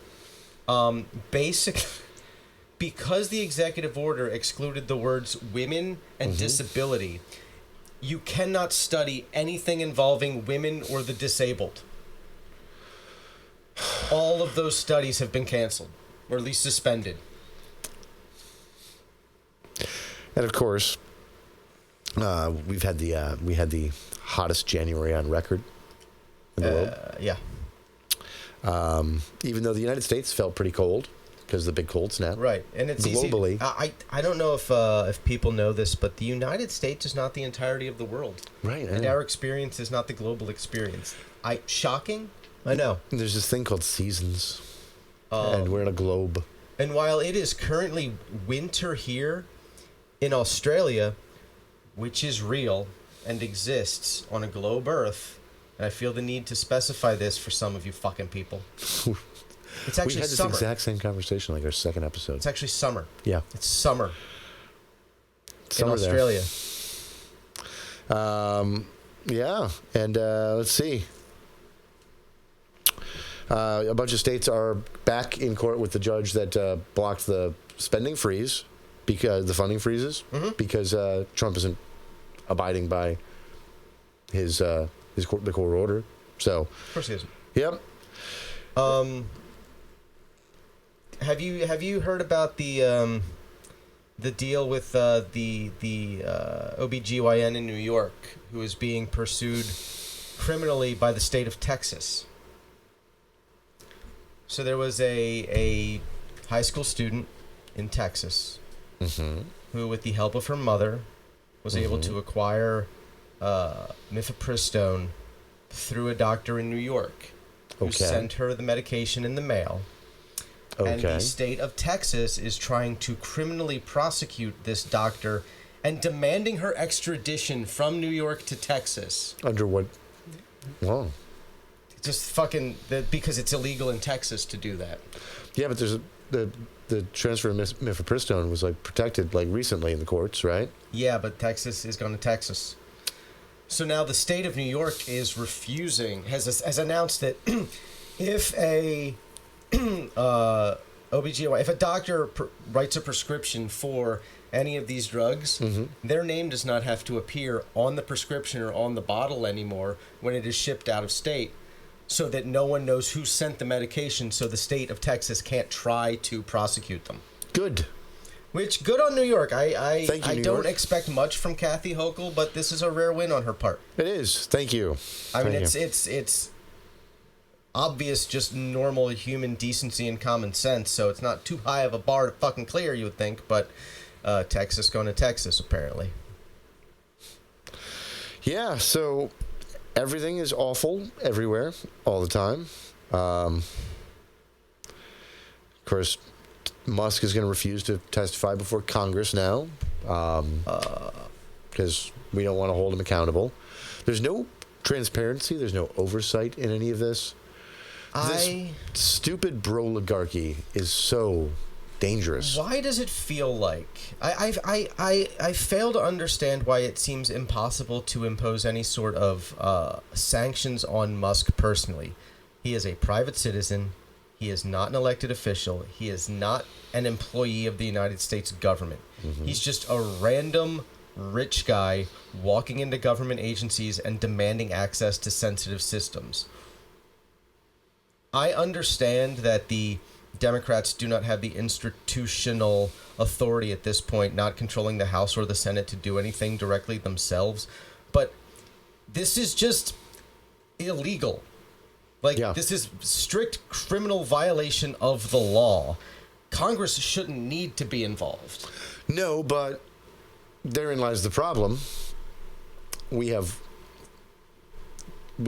abdicated all of this power, the enforcement power, over to the office of the executive, and they are gutting the executive branch. And the institutional memory and power within the executive branch and the institutional protections within the executive branch are all being wiped away. And I really don't know what the fix for this is. I have no idea. I want to know. I'd love to have a fucking clue how to stop this shit right now, because I mean, as long as Trump is still protecting Musk and giving him the authority and appointing some of these underlings, they're Musk underlings, but they're appointed by the president for a job. It's fucked up, right? What do we do? What do we do? What would Luigi do? I know what Luigi would do. And that's, maybe that's what we need to deal with. Because we're stuck. The Democrats aren't doing enough to resist. That's for sure. The only real power they have at this point is optics and messaging. And I think that they are starting to figure out that they need to do more on that. Yep. And certain members of the House have been good about that so far. And I feel like they're building towards actually being out there and saying the things. But man, it did not inspire confidence when the response in the beginning was Chuck Schumer standing in front of a podium sounding like Droopy Dog on Quaaludes. Yeah. Monotonously reading a prepared statement that was vaguely sternly worded about norms and institutions. That's not enough. I know they can't physically do much right now. I understand that. But they would inspire so much more confidence in the populace if they were out there being as loud and unambiguous and clearly speaking the way AOC and Jasmine Crockett and others, a few others, have been. Like if they were out there just talking to people directly and telling them, this is what's happening, we need to do something about it, this is unacceptable. Say that you want Elon Musk arrested. Even if you can't make it happen, demand it. Yeah. Demand it. I'm pretty sure Cory Booker did that. He did, yes. So that's good on Cory Booker for that. He finally did something.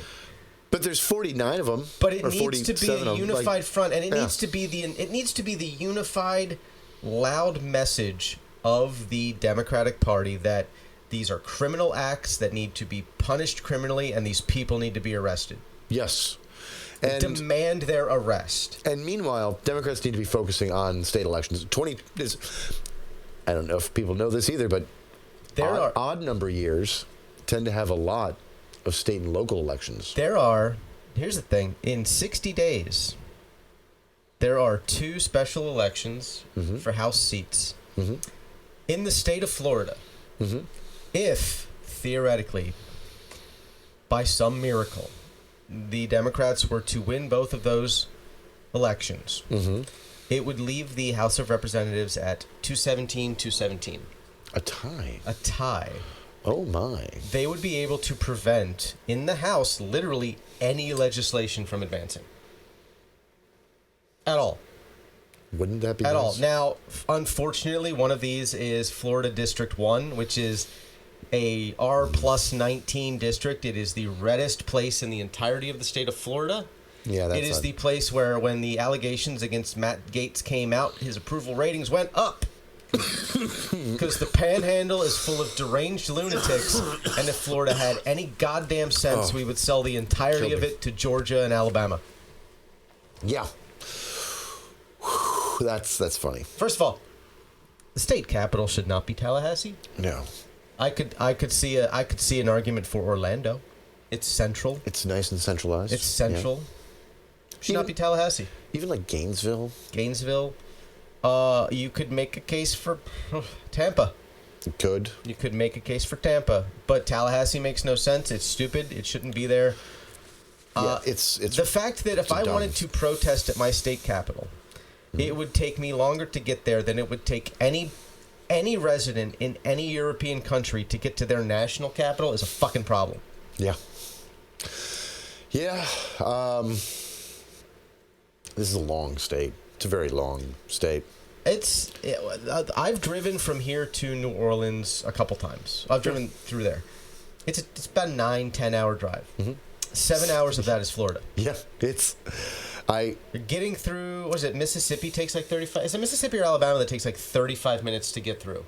It's just that Alabama. little nubbin. Yeah. It's Alabama. It's just... like 35 minutes. It's like 40 miles of Alabama. And then Mississippi isn't long either. And then you're in fast. Louisiana, and you just head south, and you're in the first good place in the entirety of that stretch of I-10 worth going to.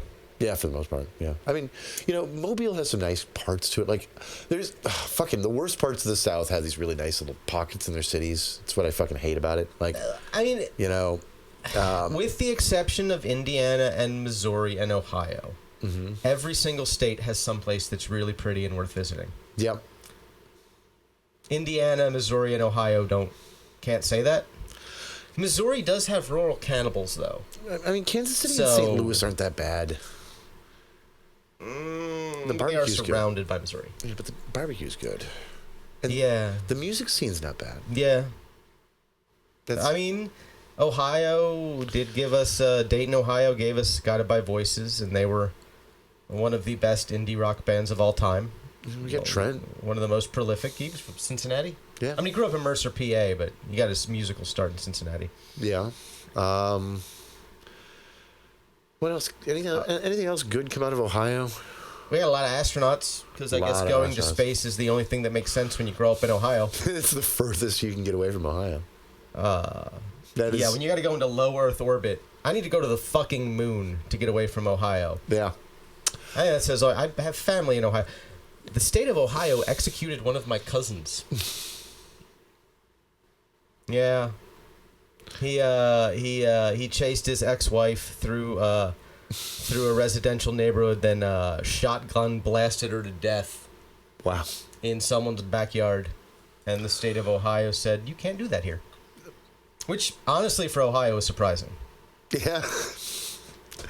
Whew, that's a lot. That's heavy. I think because he was Italian, he was black enough to be executed by the state. It was the 90s. Italian people did not become fully white until after 9/11 in this country. Let's be real here.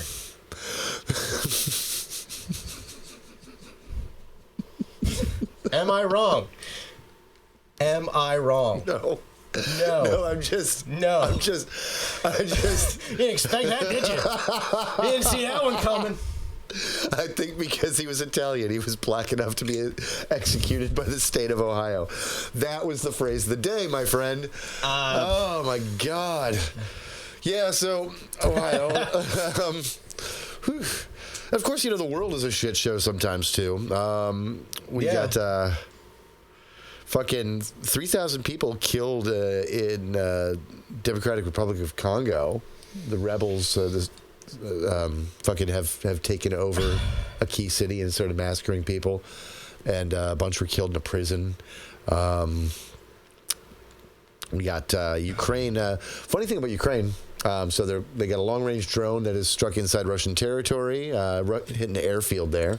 Meanwhile, France is stepping up. They've delivered some of their Mirage jets now. Okay. Well, we're not going to do it anymore, so... Yeah, we're falling down from our obligations. Hopefully, the French and the Germans are going to step up, maybe.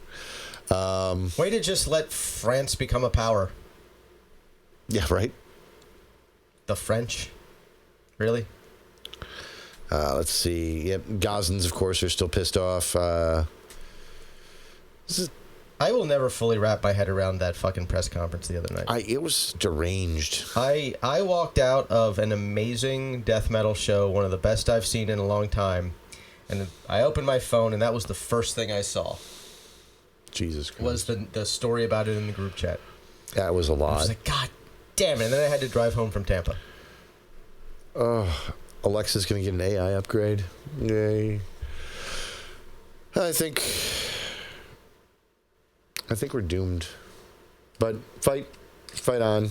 All right, here's a little sliver of hope. All right. Mm-hmm. The system is obviously collapsing under its own weight. Yeah. It was going to happen eventually. Like, it just was. Okay.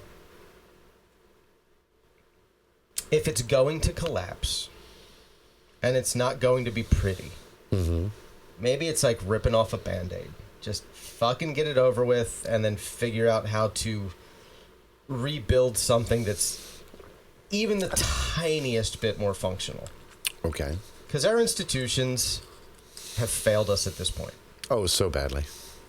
And that tells me that we need new institutions that are more robust and more functional and actually can do the job that we need our institutions to do.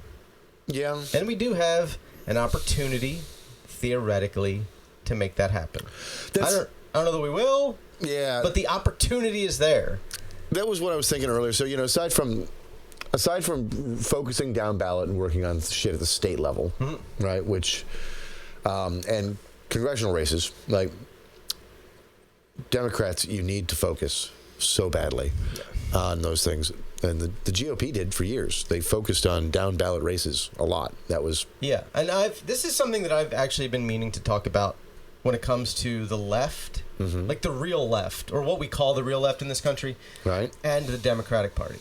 Okay. The Democratic Party, for the last 10, 15 years, has been giving us general election candidates that are, at best, mediocre, right? And the reason for that is because the candidates who might be better don't win primary elections. And the reason they don't win primary elections is because people don't show up to fucking vote in primary elections. Okay. And I remember 2016 when I had multiple friends who were younger than me by 15, 20 years who were voting for the first time, and they wanted Bernie to be the Democratic nominee. And it was entirely anathema to them, the idea of registering as a Democrat and voting in the fucking primary. They either forgot to do it or they wouldn't do it because they had some weird moral dilemma about having a D behind their name on their fucking voter registration. Yeah, I ran into a bunch of people like that. Fucking who cares? I don't give a shit. If you want to actually take over a political party and a political system, you have to fucking try. And that involves fucking voting in goddamn primaries. Yes. Run fucking candidates who are useful in local elections so you build local power. Yeah, and it's never a single election or three thing. You don't. No. These projects take decades. The GOP went from being a stuffy, like, law and order business party in the 1970s. Right? Yeah. The through line to today of the GOP started with Ronald Reagan in 1980. Yep. And a bit of a response to the Civil Rights Act in 64. Yeah. Right? Literally, none of this happens. None of the last 50 years of the United States history happens if Bob Jones University hadn't gotten really fucking pissy about being told they needed to desegregate or lose their fucking tax-exempt status. That's where all of this started. Yeah. That's when they decided that they needed to create abortion as a wedge issue. That's when they decided they needed to mobilize evangelical lunatics as a voting base. That's when the Republican Party under Reagan decided to align with these fucking psychopaths and destroy our political institutions from the inside out. Yes, 100%. That is how we got here. One private university wanted to be racist, and this is what we end up with now. Mm-hmm. And they were determined to make it happen, and they fucking did. And over the course of that entire time, the left has been doing nothing but bickering and infighting. Yeah. And fucking virtue signaling and purity testing and not actually attempting or being willing to do anything to get anything done. My God, I am... Oh. Woke scolds. Oh, shit. Shut up. Just... Like, you know... We don't... It's like to this fucking day... We're into the third week of the second Trump administration, and the entire goddamn world has gone off the fucking rails. And I am still seeing people unironically say that if Harris had been elected, this is exactly what would have been happening too. Stop it. The Democrats suck and the Republicans suck, and they suck for different reasons. The Democrats suck largely because they are incapable of making things better, and they are barely capable of maintaining the status quo. And the Republicans suck because they are fucking successful at actively making everything worse all the goddamn time. Mm-hmm. There's a difference between the two parties, even though they both suck. Both sucking does not mean they suck both the same way or suck equally. 100%. Stop it. Just stop. Just don't do it. But, oh my God, these people who fucking alienate. You want to know why the left loses so fucking much? Because of the infighting and the stupidity. Like, cohesive messaging. And for a group of people who, regardless of what part of the left you are on, mm-hmm. regardless of whether you are a fucking tanky or an anarchist or just a progressive liberal Democrat, everybody always says, you got to build community. You got to build community. The secret is to build community. We just need to build community. And then none of you will fucking build community amongst each other. Do you think that libertarian tech bro weirdos have anything in common with evangelical lunatics? No. But they fucking work together to achieve their goddamn common goals, which is making the rest of our lives fucking worse. Yeah, that's what I mean. I'm so fucking sick of it. Here's the thing. They'll talk about building community and messaging or whatever, and they will scold, Democrats don't have a good message. I'm like, okay, sure, they're bad over here. Sure. But you are an asshole about the things that they do message well on because it's never perfect for you. And when I realize that, I'm like, hey, wait a minute. You're the fucking problem. Shut up and get behind the one thing that they do say that messages well, right? Yeah. And meanwhile, Democrats listen to the left a little bit more. Doesn't have to be every day. Doesn't have to be every issue. Just listen a little bit. Especially on economic issues. Yeah. Just the two of you listen to each other. Now, the anti-ID poll people, you guys need to shut up. All politics are identity politics. The fuck was that? Did I fucking die again? This was a brand new battery.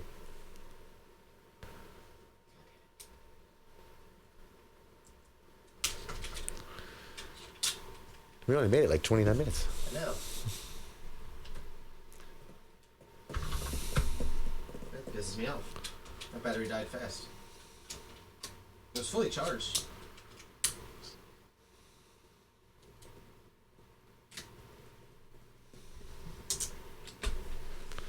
All right, sorry. Battery issue there. Okay. We're back. That was a fucking annoying fucking piece of shit fucking thing. What were we talking about? We were ranting. Yeah. Identity politics. All politics are identity politics. Yes. Also, your identity politics are secondary to core issues for everyone, right? Both of these things are true. Yeah. So if you're anti-ID poll, shut up. Yeah. If your entire politics are about your identity, shut up. The two matter. There's intersectionality. They intertwine with each other, and these issues have overlap.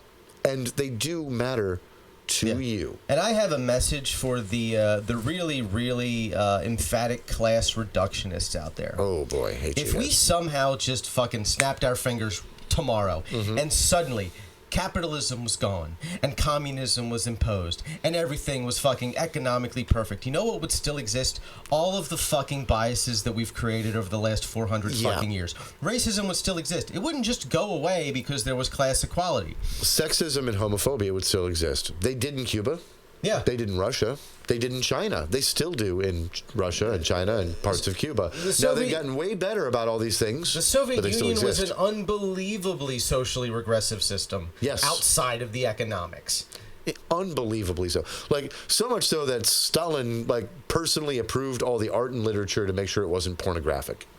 And his definition of pornographic was far different than your definition of pornographic. I don't even care what your definition of pornographic was. Yeah. If you've shared a sex meme, Stalin would have killed you. Yeah. You would have been erased from the photos as if you never existed. So don't be those people. And meanwhile, also, if you are an ID reductionist, like you are a all things identity all the time, and it's what matters, and your lived experience is the most important fucking thing in the fucking planet, it's not. Shut up. Maybe think about somebody else every once in a while. Maybe they have something resembling empathy. Because the fact of the matter is, if you cannot understand that other people exist and they have lived experiences that you need to respect and fucking try to fucking benefit their fucking lives, you're no better than these fucking MAGA psychopaths who just want to rule the goddamn world for whatever fucking reason just because Donald Trump told them something was true. Yep. And the third class of you, the fucking oppression Olympics woke scold motherfuckers. Like, here's the thing. Everybody should have some personal accountability. Everyone. And if you don't, or you argue that other people shouldn't, you're the fucking problem. And I'm going to say this as someone who is definitely neurodivergent. Yeah. Just because you have an autistic, overinflated sense of justice doesn't mean that your sense of justice is actually sensible or correct. You can have an overinflated sense of justice and be an absolute fucking punitive asshole who doesn't have the goddamn idea what you're fucking talking about. Your autism is not a get out of jail free card. Your autism does not excuse you from being a terrible fucking human being. In fact, it could be the reason you're a terrible human being. You have to learn how to function. Maybe it's making you an asshole. And I'm not talking about just masking, but you have to learn how to function with other people on a day-to-day basis. And it's hard. I get it. Sometimes it's a struggle. That doesn't mean it's not a thing you have to do. It's difficult to even talk to other autistic people sometimes. Yep. You know... And I get you don't feel understood. I never feel understood either. I talk all the time and I feel like nobody's getting a goddamn word coming out of my fucking mouth. But I try to deal with it. You know what's funny? What's that? Neurotypical people mask all the time. It's called living in society. Like, dear neurodivergents, if you don't want to mask a little bit sometimes while at work or socializing or to build community or coalitions, right? You're not putting in the work that the neurotypicals are doing. And that's sad. The fact of the matter is, like, that's fucking sad. They have to fucking smile at their boss. If you were raised and you grew up in the United States of America, the one thing that was culturally pounded into your fucking skull, regardless of your politics, that you cannot fucking deny, is the idea that you are a unique and special individual who is a fucking island unto yourself. Yep. And that your individuality is the single most important thing in the entire world. And you can believe in community and you can believe in common work together to get that shit done without totally abandoning your individuality. But your individuality does not supersede every other consideration in the fucking world. No, it does not. God, rants like that. I love that good rant. That was useful. The reason I find it useful, is because now that we've gotten that out of the way, build community. Build community. Get to work. And I need people to understand. Put your differences aside and get to work. Building community necessarily means working towards mutual goals with people you otherwise might not agree with on everything. Yep. And sometimes for goals you don't love, There are people you can be okay with the goal, but it's like it's a step in the direction you want it to be. Sometimes it happens. I have close, dear friends who I fundamentally, deeply disagree with on certain things. Right. I am still perfectly happy and willing and excited to work with them towards the mutual goals that we share, because a lot of times it's just a matter of the details that we're arguing over. And that's the thing that frustrates me the most about the left. You'll have the entirety of the left agree on 85 to 90% of fucking everything. And we can't get along with one another because 85 to 90% isn't good enough. We're not willing to put that 15 to 10% aside to get to the point where we have enough power to actually achieve any goals any of us want before we start bickering over the details. And then the left will look at, neoliberal centrist Dems and be angry at them all the time. It's like, look, at least those fuckers are getting elected. And like you want to do something, fucking find a way of actually getting some of their power. This is another thing that getting them on your team for something. Speaking of liberals, this is another thing that I desperately, desperately, desperately need leftists to understand. When you use liberal as a slur, no normal non-leftist understands what you mean by the word liberal. When they hear liberal, they think anybody who's not a conservative. They don't think of it in a political science sense. They don't think of it as all conservatives are classical liberals because they prop up capitalism and believe in free markets. They do not understand that definition, and you have done absolutely nothing to help them understand that definition. So when you scream about liberals, all it sounds like to a normal person who is not actively and deeply engaged in politics is, you should vote for Republicans over Democrats. That's what they hear. That's what they think. That's what they take from the message that you're giving them. All right, so we have gone on a good old rant. And we are having serious technical difficulties with our battery issues today, apparently. Yeah, so being a real goddamn problem. So we're going to call this week a week. Yeah. So we've been ranting for 2 hours. It's fine. I don't know what I'm going to title this fucking thing, but I'll figure that out when the time comes. The tears of the Broligarchy. I don't know. It's our tears. Our beautiful Kakistocracy. Man, if there's a word for 2025 in the Merriam-Webster's dictionary, it's going to be Kakistocracy.